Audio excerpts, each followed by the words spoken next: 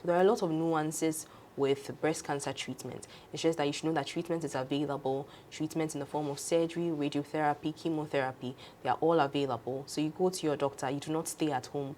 I'll be controversial, do not go to a herbalist. Go to the doctor, and then they will treat you appropriately and accordingly. Okay.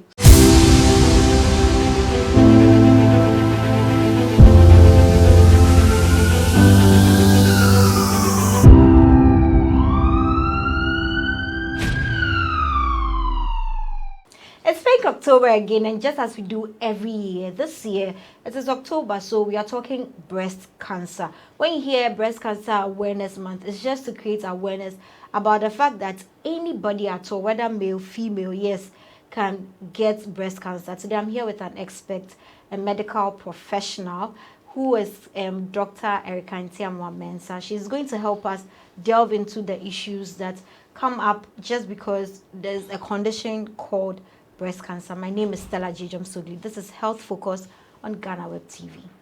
Hello, Dr. Erica, and welcome to Ghanaweb TV studios. Today we are having you in our studios to talk about breast cancer. You're not wearing pink, but I'm sure I'm representing for You're you. representing for both of us. So let's just go straight to the point. What is breast cancer? Okay, breast cancer, as the name implies, is cancer of the breast. And it's when the breast tissues, the cells of the breast multiply and grow abnormally.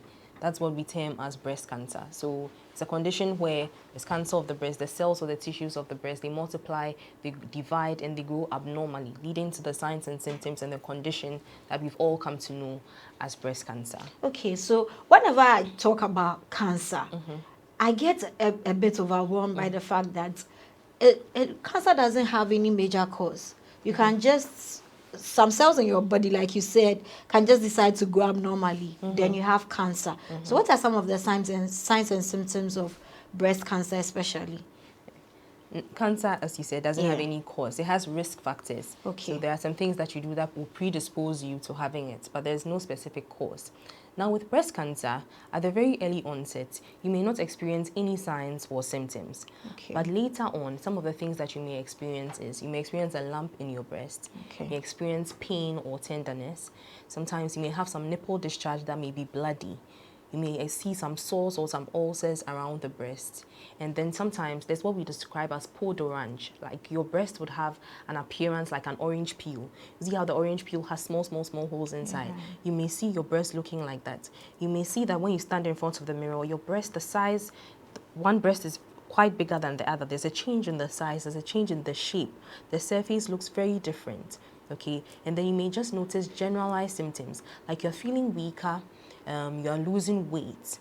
Okay, so these are some of the symptoms that you feel when it's spreading. But locally on the breast, if you notice changes in your breast, the size, the shape, the surface, some ulcers, some bleeding from the nipple, these are some of the things that can tune your mind to the fact that you are having, or you may have a condition called breast cancer. But unfortunately, by the time you notice these things, it may be too late. That's why we are creating a lot of awareness about breast cancer. Okay, so you talked about noticing a lump in your breast.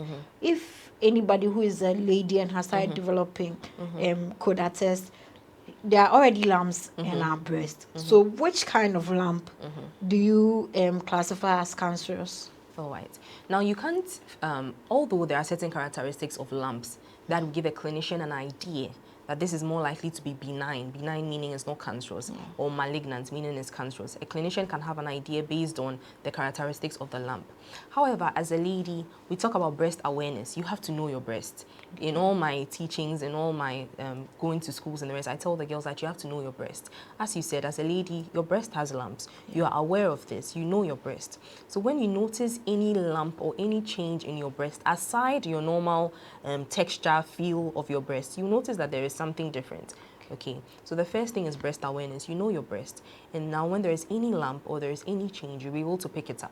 Because our breasts feel lumpy at certain points. When you're going to have your period, your breast feels heavy, your breast feels lumpy. That's why we advise that you do the breast self-check about 3 to 4 days after your period starts. Because at that time, then your breast has reduced in size, no longer as big as it used to be before, or it's no longer as lumpy as it used to be.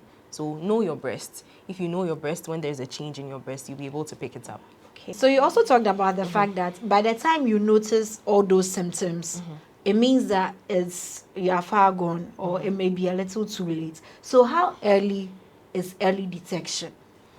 Early detection is in two phases. Okay. We talk about screening, sorry, and then early diagnosis. We place a lot of emphasis on screening because when you screen for breast cancer by doing the mammograms and then the ultrasounds, when you screen for breast cancer, you're able to pick it up in early stages when symptoms have not yet set in. Okay. And then we talk about early diagnosis.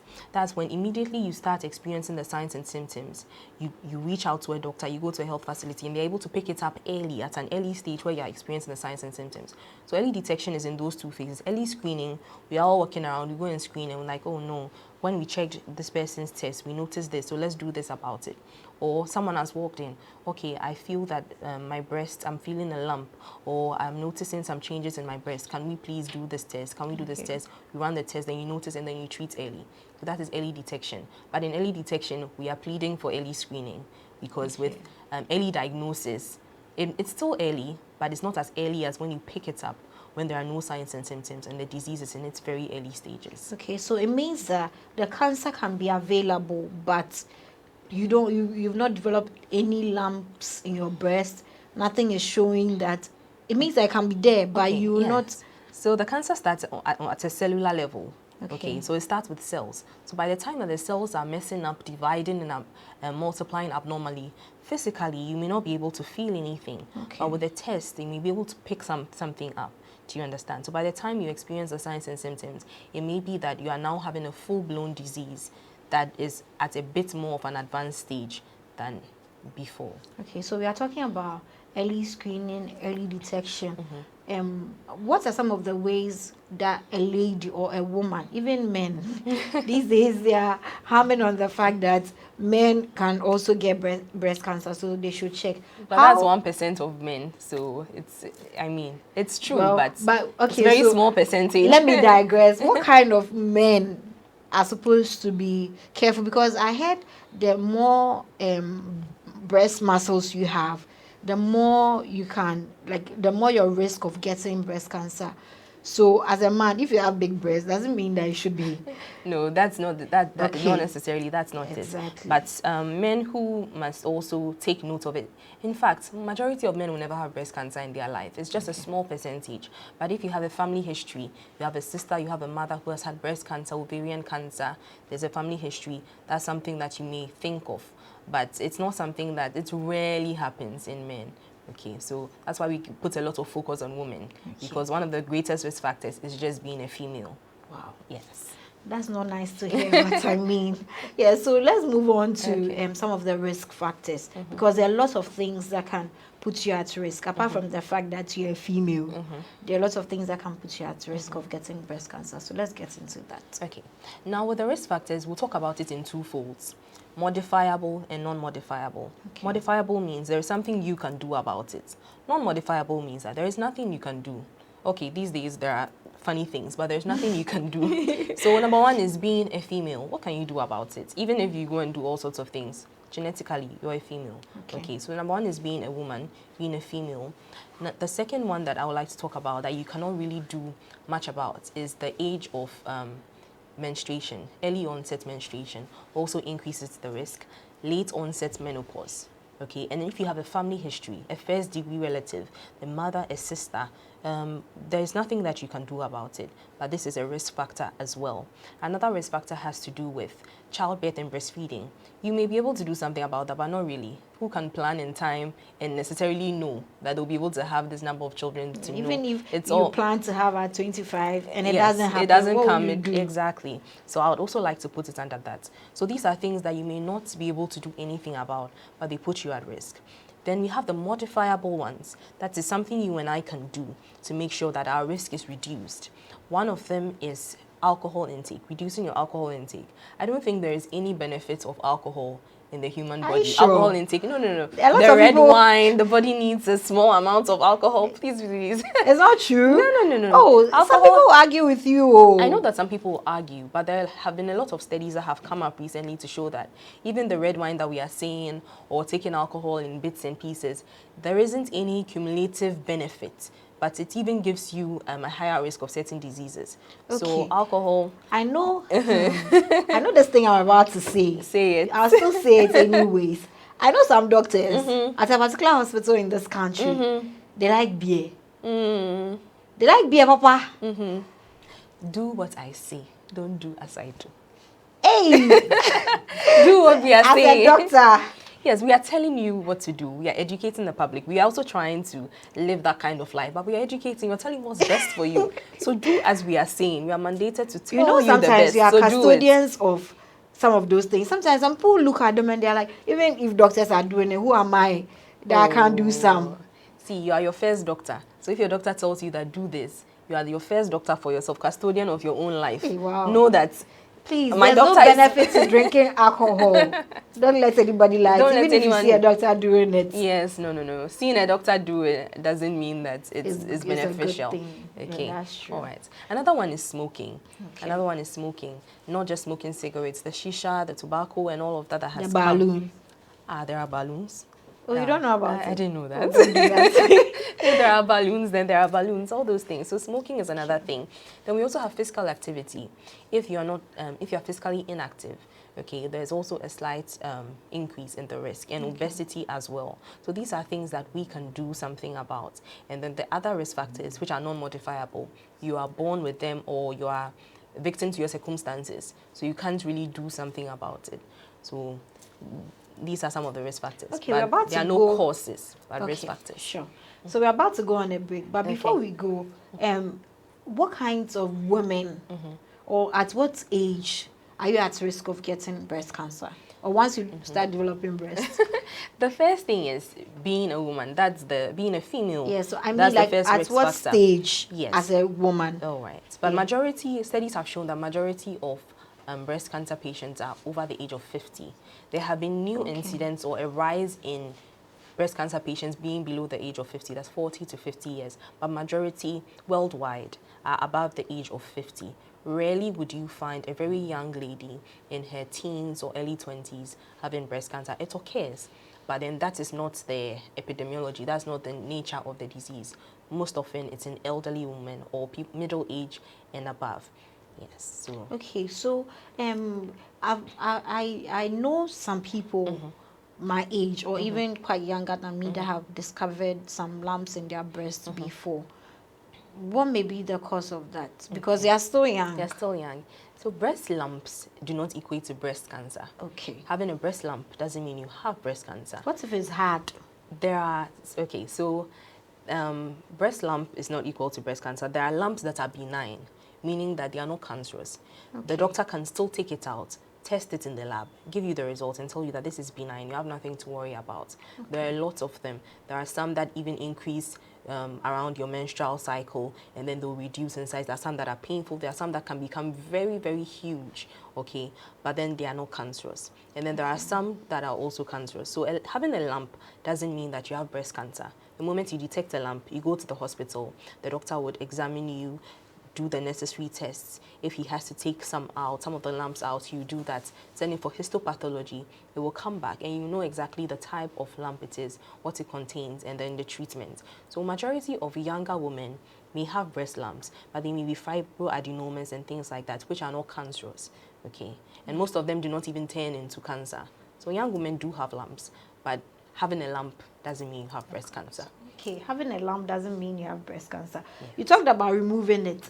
After the break, we'll delve into that. All right. So let's go on this quick break. We'll be right back.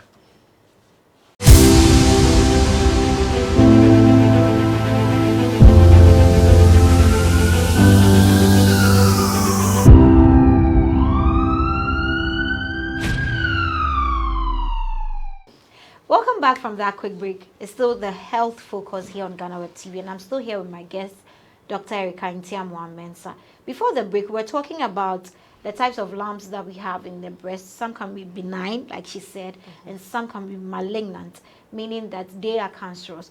But there are certain treatment options that are available to people who detect cancerous lumps in their breast. So we are going to delve into that. What are some of the treatment options for someone who has discovered a cancerous lump in their breast? All right. Now, with discovering a cancerous lump, okay, so you've gone to the doctor, he's examined you, he's done the tests.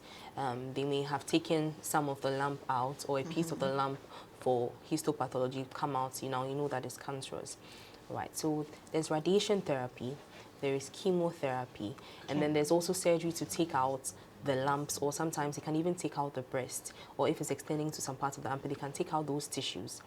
Now, the treatment is about corresponds to staging. So you look at the stage of the breast cancer, its extent, how far it has spread, the prognosis, and then we treat accordingly. So there isn't any, I don't know how to put it. We treat according to the stage of breast cancer, okay? We treat according to the prognosis, we treat according to the patient's situation and how far they've come. But there isn't any broad spectrum treatment that when you notice a lump in your breast, we cut off the breast and throw it away. It's more nuanced than that. We stage it, and then we also do certain tests to know that, okay, this breast cancer condition is sensitive to this medication, so we'll give this medication. Some of them are sensitive to anti-estrogen medication, so we'll give that. So there are a lot of nuances with breast cancer treatment. It's just that you should know that treatment is available. Treatment in the form of surgery, radiotherapy, chemotherapy, they are all available. So you go to your doctor, you do not stay at home.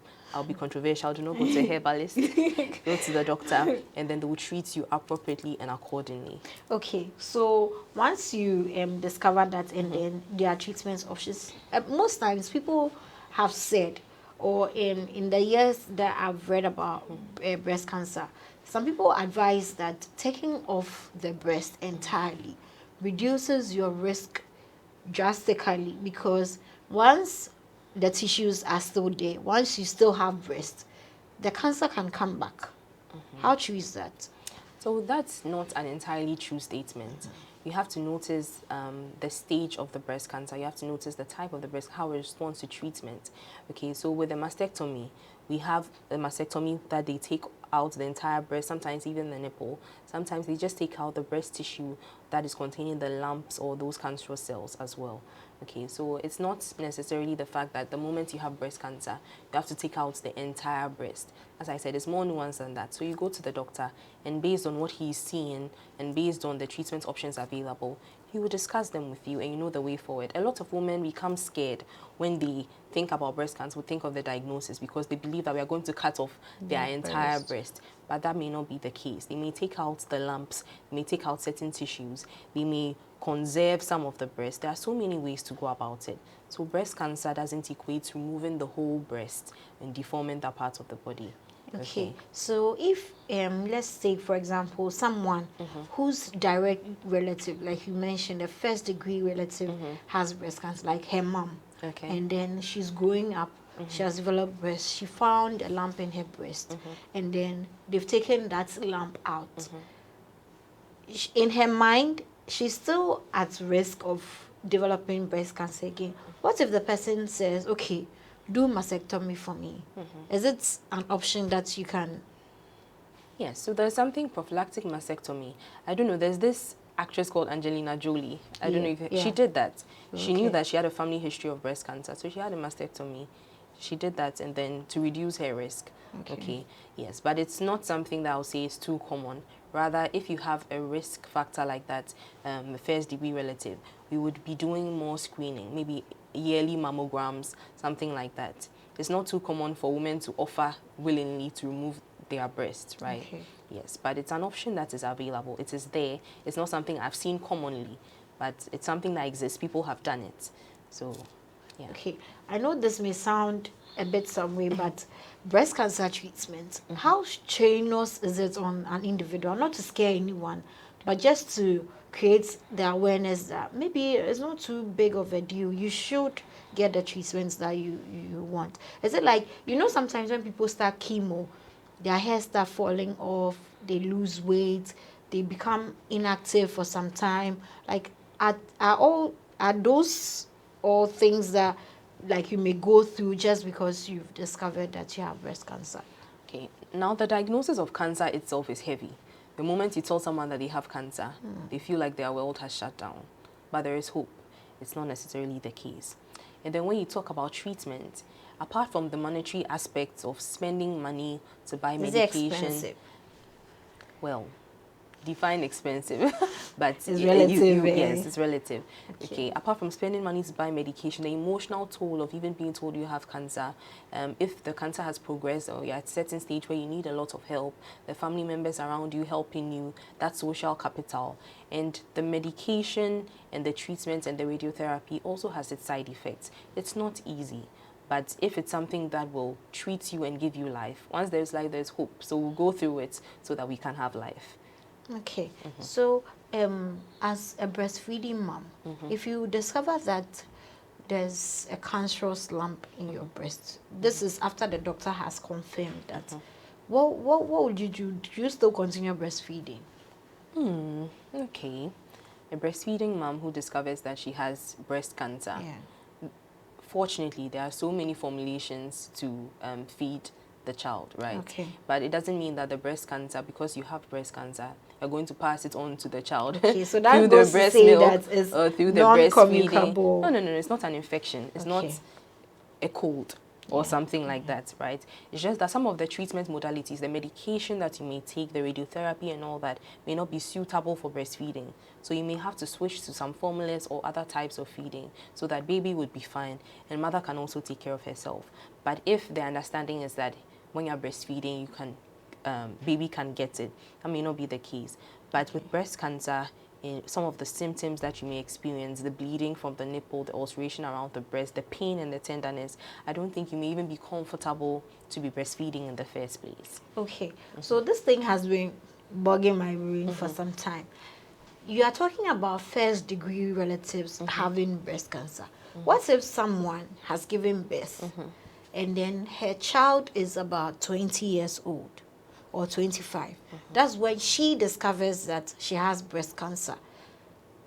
She doesn't have any relation to the person, to her child anymore, or like, and it's through something that maybe her lifestyle that she got it. It's not like she had it from genetics.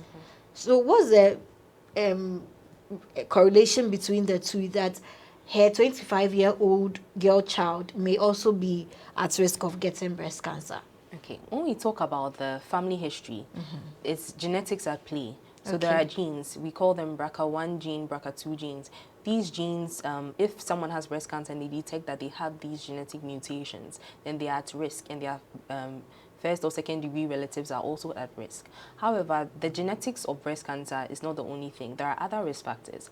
So someone may not necessarily have that genetic mutation at play, but they may still get breast cancer due to other risk factors, or due to sometimes we cannot even trace it. We don't know where it's coming from, but cancer works in its own mysterious ways, right? So the fact that a first degree relative has cancer, it should just put you on alert, but it doesn't necessarily mean that you would have it, okay? Because there are so many pathways for developing it. It doesn't necessarily mean that it was a genetic mutation that has caused it, and that you also have that genetic mutation and you're likely to get it. Okay, so I just remembered something that I should have asked earlier when we were talking about the risk factors. These days, we eat a lot of things. Every day, there's something sweeter that's coming out.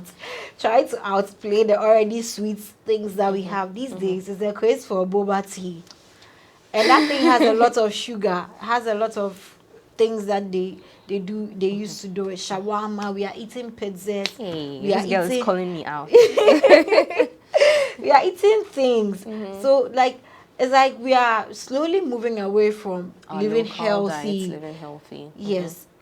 Like, how bad is diet related to breast cancer? Okay. Now, poor diet will relate it to obesity, okay? And then eating certain substances. There are certain substances that are classified by WHO, World Health Organization, as carcinogenic. Eating highly processed food, research has shown that it increases the risk of cancers in general.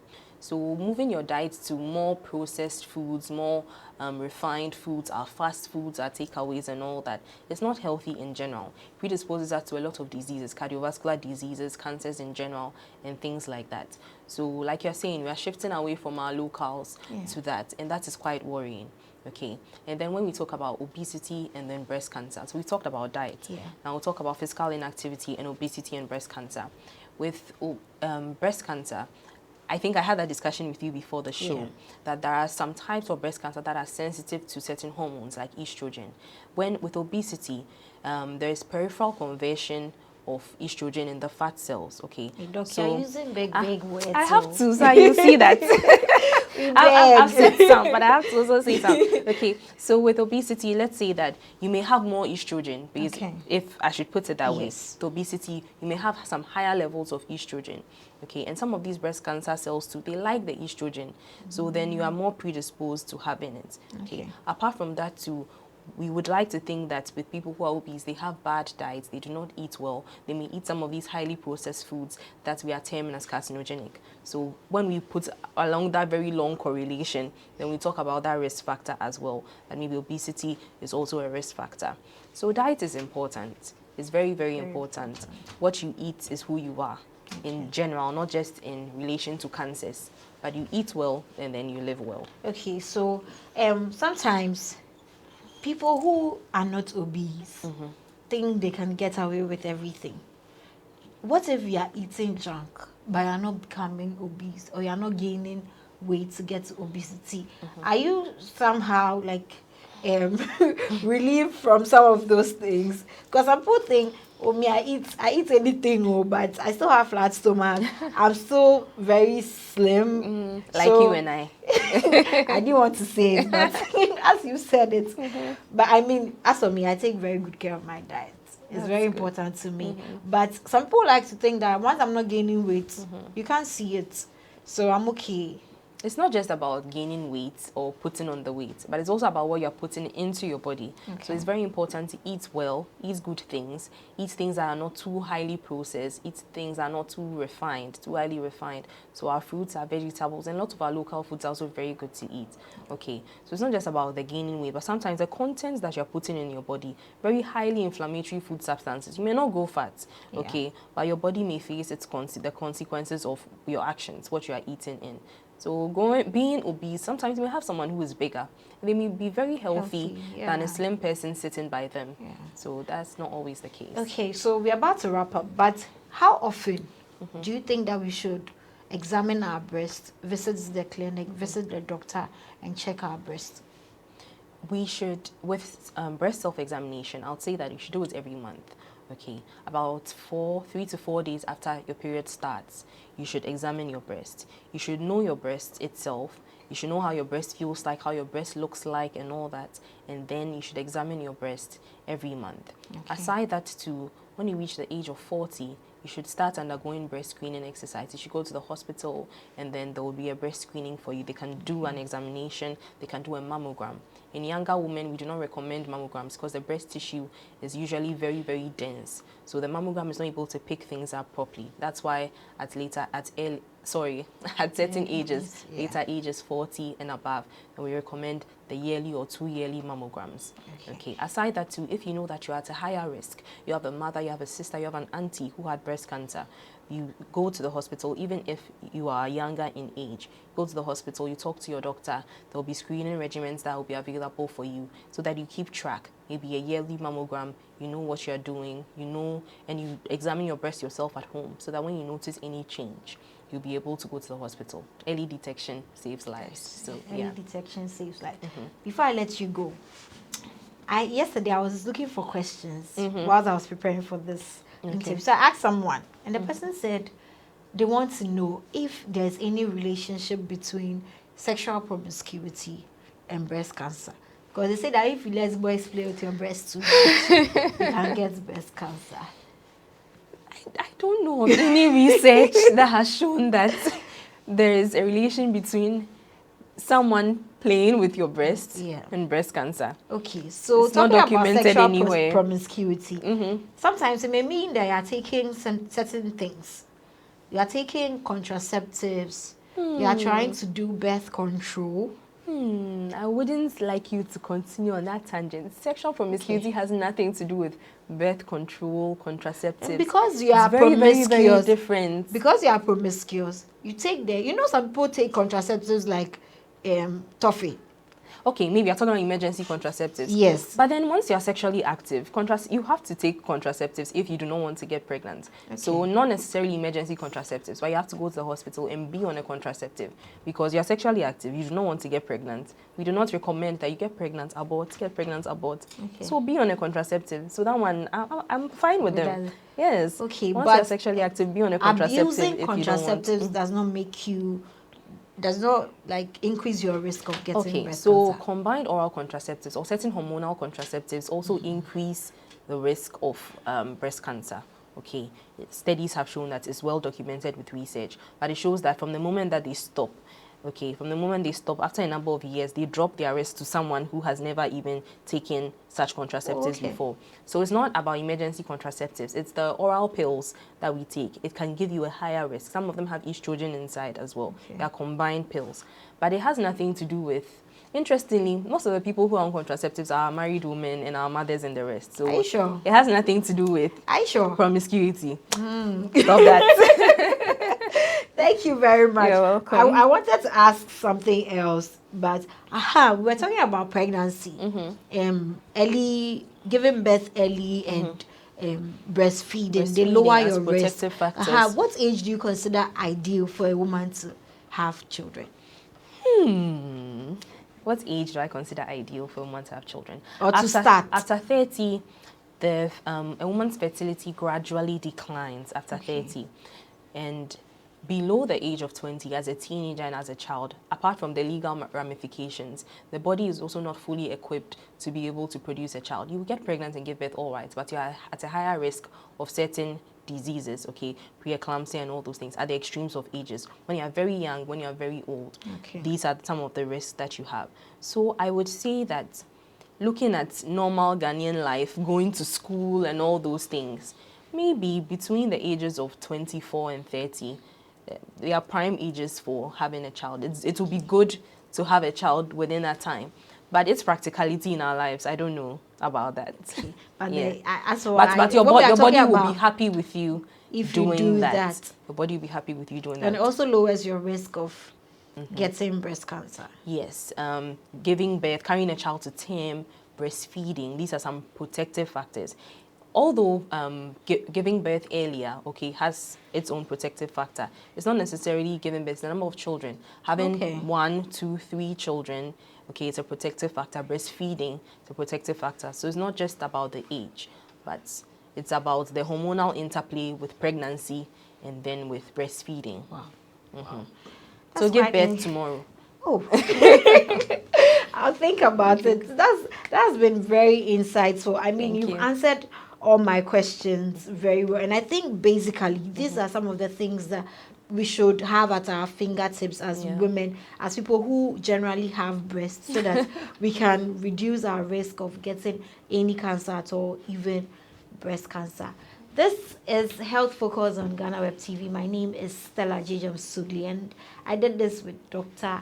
Erica Ntiamwa Mensah. See you in another episode.